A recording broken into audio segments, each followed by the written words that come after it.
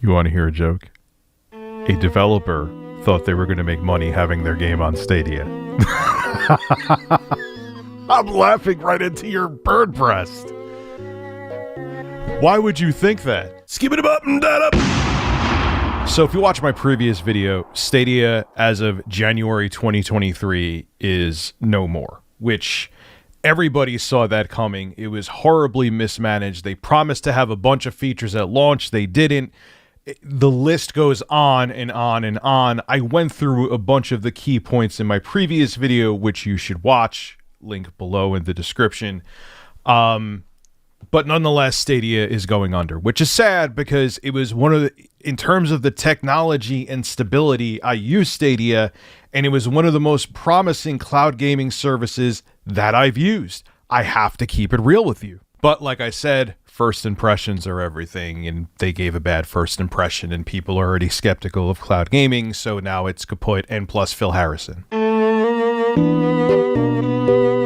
Try to relax your anus. Well, anyway, apparently some game devs and publishers are actually unhappy that Google Stadia is going under.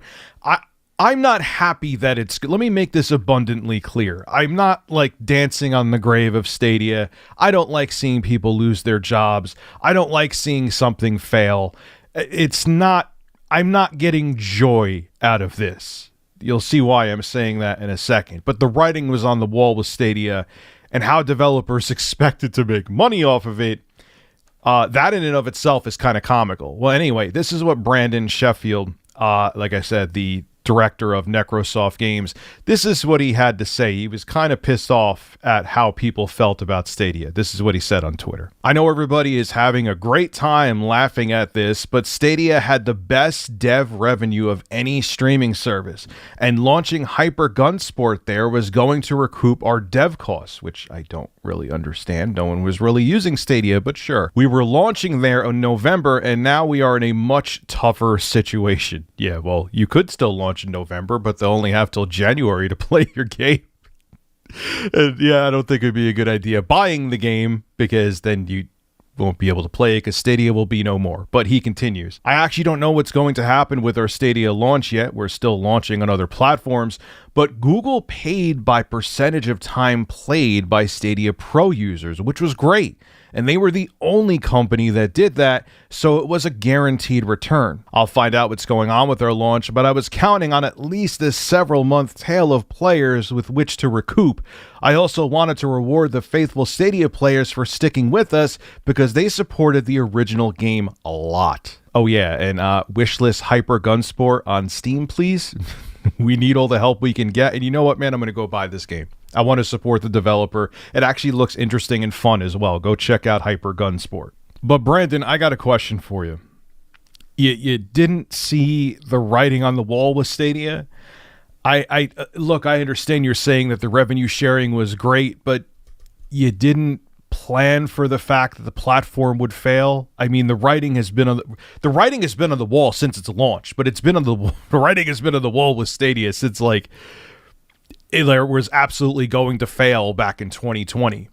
So you didn't plan for Stadia to implode? You know, look, Spawnwave said something on Twitter which was very interesting. And we have to trust this man. He has an exceptional beard, washboard abs, and great pecs. Now show the picture of him.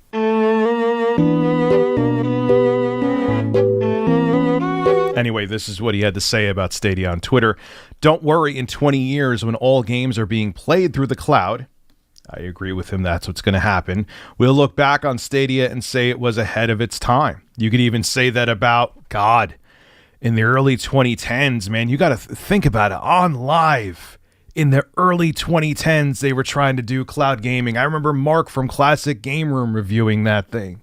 So, yeah, I agree with Spawnwave, is that in the future, I feel that cloud gaming is going to be how we all game.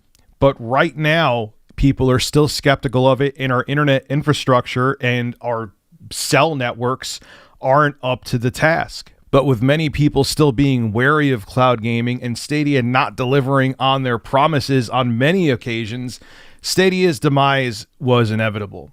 And for developers out there counting on it, I'm sorry, and it sucks that you'll have a revenue stream that you'll be missing, and if it makes things tough for you, I feel bad for you, but you should have planned for this because everybody in the industry, even customers, did not see Stadia surviving. So Brandon, I'm sorry you're going through this. I'm sorry the launch of your game, Hyper Gunsport, is not going to be on Stadia, and it puts you in a tough spot. But to support you, I looked at the trailer of your game. It looks interesting. I'm going to pick it up. Anyway, we'll see where cloud gaming goes in the future. I know it is going to be the inevitable way we all game, like Spawnwave said 20 years from now. But right now, it's still a tough sell. And Stadia launching half-assed didn't help that. This is Rich of Review Tech USA signing out. Have a good one.